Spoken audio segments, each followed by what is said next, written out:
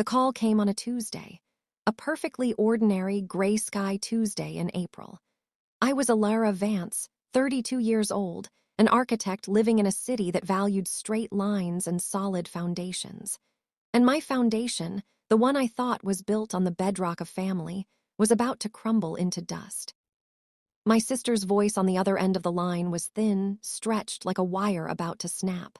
Her name is Chloe. She's 6 years younger than me, and for her entire life, I've been her safety net, her provider, her big sister, the one who fixes things. "Ilara," she started, and the hesitation alone was a warning siren. "Liam and I were talking with his parents last night about the wedding party." I smiled into the phone. I was looking at the blueprints for a new city library, a project I'd bled for. Oh, did his mom finally decide on a color for her dress? I imagined the flutter and chaos, the beautiful, harmless stress of planning a perfect day, a day I was funding, entirely. A 5-figure fairy tale wedding, from the historic venue to the hand-calligraphed napkins. It was my gift. A gift from a sister who had more money than time, and who loved her little sister more than anything. "It's not that," Chloe said. Her voice dropped to a whisper. "It's about the maid of honor role. It's about you." The silence that followed was heavy. It was filled with the things she wasn't saying. I felt a cold knot tighten in my stomach. "What about me, Chloe?" "Well, Liam's family is, very traditional, very old school." She took a breath. "They feel it sends the wrong message, for the maid of honor to be unmarried." Unmarried? The word hung there in the air between us. Not single asterisk, not asterisk independent asterisk, just unmarried asterisk, a state of lack, a problem to be managed. I said nothing. I wanted to see how deep this hole went. "They just think it looks a bit sad," she finally choked out. "And they want the whole wedding to feel optimistic, a celebration of union, my union. And your situation, it doesn't really reflect that. My life, my career, my home, my friendships, my freedom, all of it reduced to a single pathetic word, unmarried." "So what are you saying, Chloe?" My voice was dangerously calm. "We think it's better if you just attend as a guest.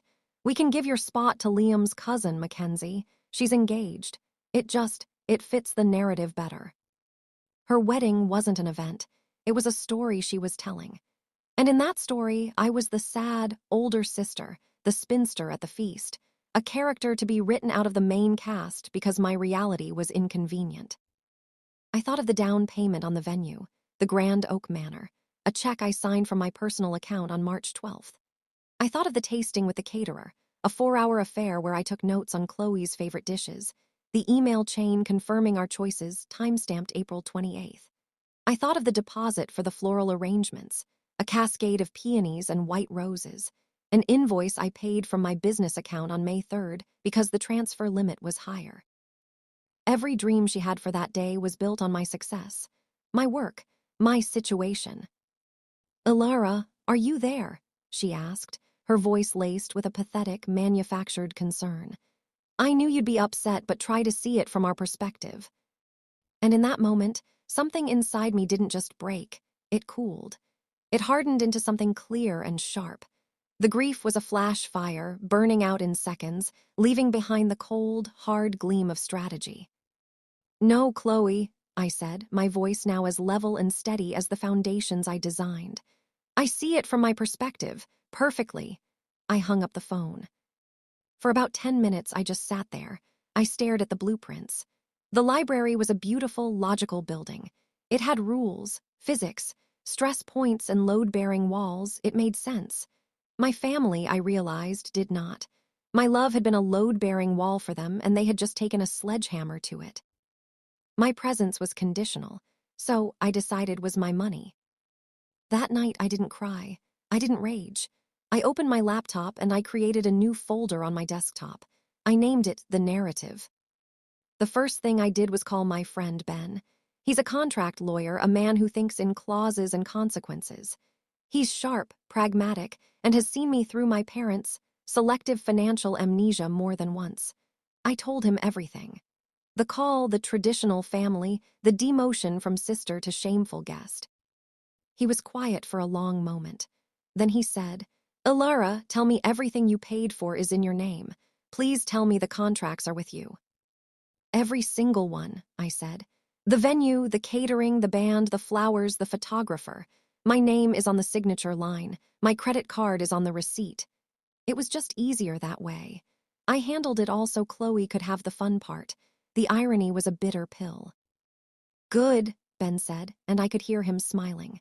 "Then you are not a benefactor. You are a client, and the client has had a change of heart." He didn't frame it as revenge. He framed it as protection. "This isn't about hurting them, Alara. This is about protecting your assets from people who have just shown you, in no uncertain terms, that your value to them is conditional." He was right. This wasn't a tantrum. It was a boundary. The most expensive, most necessary boundary I would ever set. He gave me a script, a simple, legal, and emotionally detached way to proceed. The next morning, I started making calls. First, the Grand Oak Manor. I spoke to the event's coordinator, a wonderfully efficient woman named Maria. "Hi, Maria, it's Alara Vance," I said, my voice bright and professional. "We have the Chevalier Vance wedding booked for September 27th. Contract number 77B41. "Of course, Ms. Vance. I have your file right here. I trust everything is going well." "Actually, there's been a significant change of plans. The wedding, as it was conceived, is no longer proceeding. I need to cancel the booking." A pause. "Oh, I'm so sorry to hear that. Is there anything we can do?" "No, but the contract is in my name, and the cancellation clause states that as long as it's more than 90 days out, I forfeit the deposit but am clear of the remaining 75% of the fee. Is that correct?" "Yes, that's correct." She sounded flustered. People didn't cancel fairytale weddings at historic manors on a whim. "Excellent. Please proceed with the cancellation and email me the final confirmation." "Of course, Ms. Vance." One down. Next was the caterer. This one was harder. I'd liked him. He was passionate about his food. "Jean-Luc, it's Alara Vance. I'm calling about the menu for the September 27th event." "Ah, Alara, we were just about to suggest a new appetizer. A fig and prosciutto creation. It is a poem." "That sounds lovely, Jean-Luc. But I'm afraid the event has been canceled." I used the same phrase. The event has been canceled. It was clean. It was final. I heard his sharp intake of breath. The disappointment was genuine. "But the tasting, your sister, she was so happy." "She was," I agreed. A pang of something, maybe sadness, hit me, but I pushed it away. "But circumstances have changed. As per our agreement, I am canceling with sufficient notice. Please send me the final accounting." And so it went. The photographer, a young woman with an incredible eye, was understanding. The band was a bit gruff but professional. The florist, however, was where my plan evolved. I was about to make the call to cancel the $10,000 worth of peonies and roses when I stopped. What would happen to those flowers? What would happen to the money? It would just vanish back into my account. And that didn't feel right. This wasn't just about taking things away. It had to be about building something new. I looked up the number for the downtown women's shelter. It was a place I'd donated to before, a sanctuary for women and children leaving abusive situations.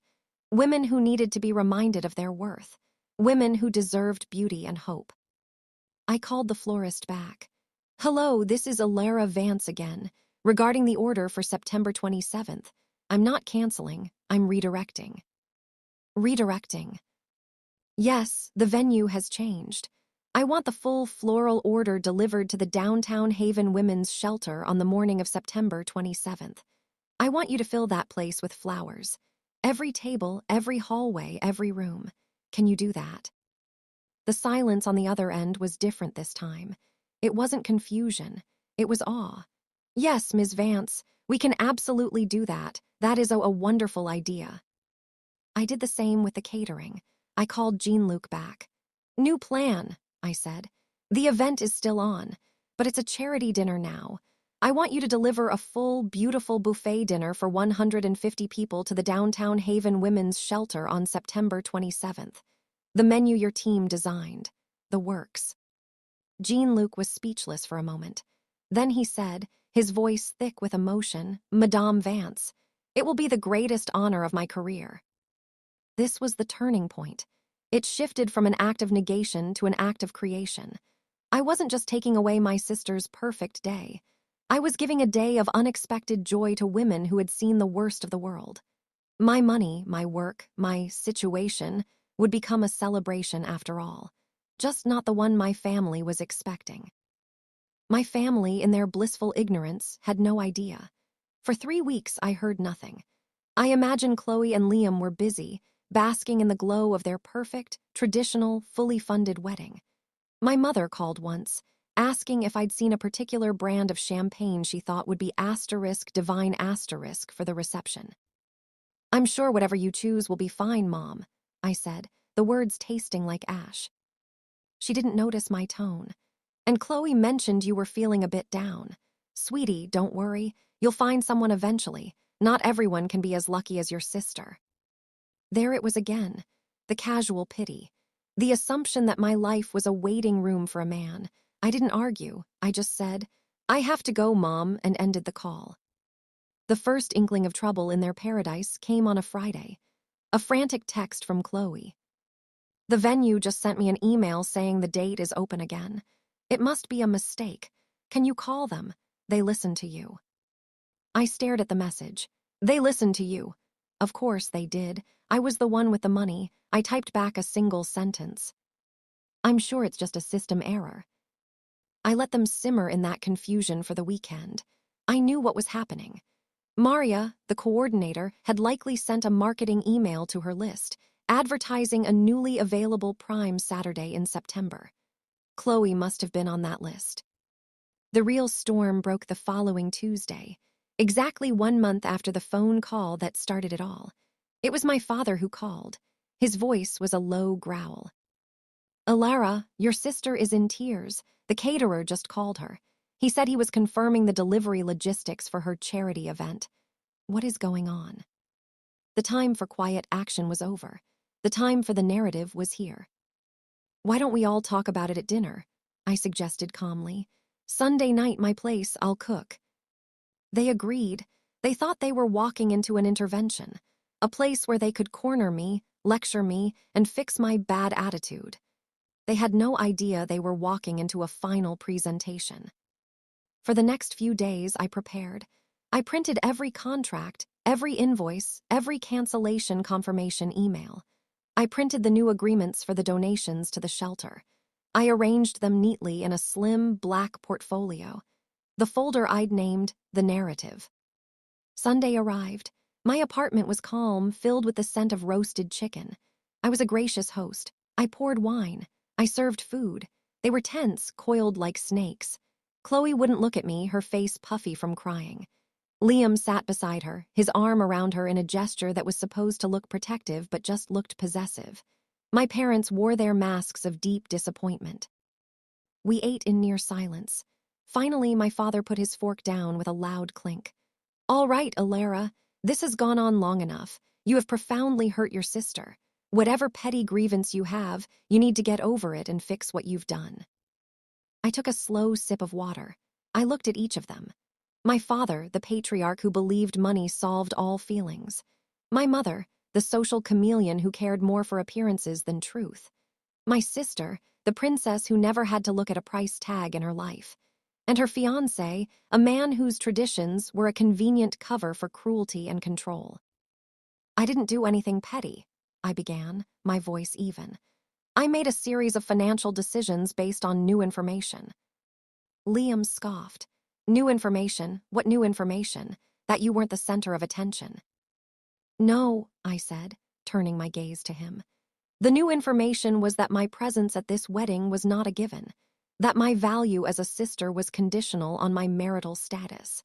I was informed that my situation was a source of sadness and detracted from the narrative of the day." Chloe flushed a deep, ugly red. "I didn't say it like that." "You said exactly that," I replied, my voice cutting through her lie. "And it made me realize something. The wedding was a gift, a very, very generous gift. But gifts, I've learned, are tied to relationships. When the nature of the relationship is redefined, it's only logical to redefine the gift. I stood up, walked to my desk, and retrieved the black folder. I placed it in the center of the table. "This is the narrative," I said. "The real one." I opened it. I took out the first document. This is the contract with the Grand Oak Manor, signed by me, paid for by me, and, as of 4 weeks ago, canceled by me. I'm afraid you don't have a venue for September 27th. Chloe gasped. My mother put a hand to her chest. I took out the next set of papers. This is the agreement with Jean Luke's Catering, my signature, my American Express, also canceled, and the photographer, and the band. I laid them out one by one, a paper trail of a ghost wedding. You can't do that," my father sputtered. "We had an agreement."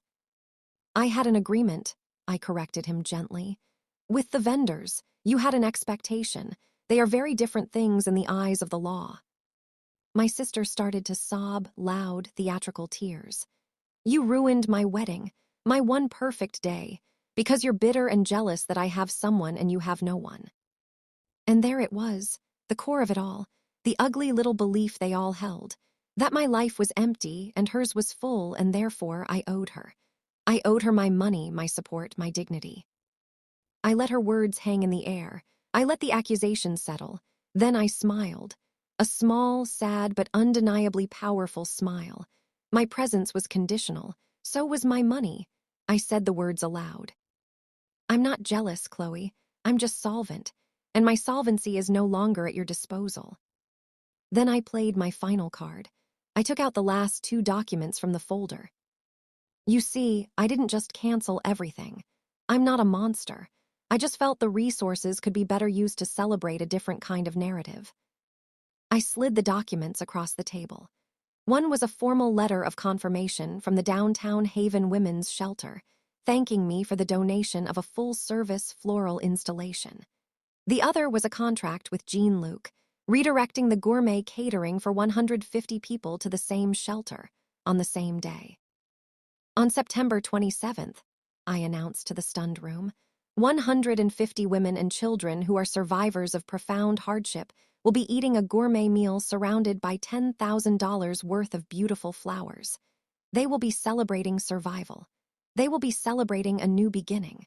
My gift wasn't canceled. It was just given to people who I know for a fact will appreciate it. People for whom my situation, being a strong, independent woman, is a goal, not an embarrassment." The silence in the room was absolute. It was a silence of total, devastating defeat. They had no argument. They couldn't attack my choice without sounding like the most entitled, monstrous people on earth. They wanted to scream that I'd stolen their wedding to give it to the poor, and they knew how that would sound. Liam was the first to break. He stood up, his face pale. "This is insane. You're insane." He looked at Chloe. "I'm not marrying into this. This family is a circus." He grabbed his keys and walked out. He didn't even look back at my weeping sister. His traditional values, it seemed, didn't extend to supporting his fiancée when her financial backing disappeared. Chloe stared at the door, her mouth open. Then her head fell into her hands, and she let out a wail of pure, unadulterated loss. Not for Liam, for the wedding, for the narrative. My mother looked at me, her eyes filled with a venom I had never seen before. "I hope you're happy, Alara. You've destroyed your sister's life." "No," I said, collecting my documents and placing them back in the folder. "I just stopped paying for it." I walked them to the door. I didn't help my father get his coat. I didn't offer a comforting word to my mother as she guided my hysterical sister out into the night. I just watched them go. And as I closed the door, I didn't feel happy. I didn't feel victorious. I felt free. The weight of their expectations, their judgments, their conditional love was gone. The silence in my apartment was no longer lonely. It was peaceful. The weeks that followed were a barrage of angry voicemails and manipulative texts from blocked numbers. I ignored them all. Ben told me I had done the right thing, the only thing I could do.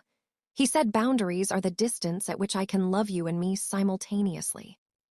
On September 27th, I didn't go to a wedding. I volunteered at the Downtown Haven Women's Shelter.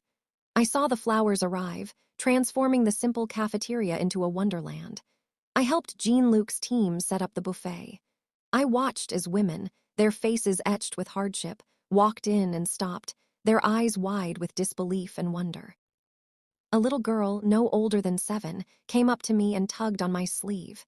She pointed at a massive arrangement of white roses. "Are we in heaven?" she asked. "No, sweetie," I said, kneeling down. "You're just in a safe place that believes you're worth it." That night, I saw more joy, more gratitude, and more authentic celebration of life than I ever would have at the Grand Oak Manor. I wasn't the sad, unmarried sister.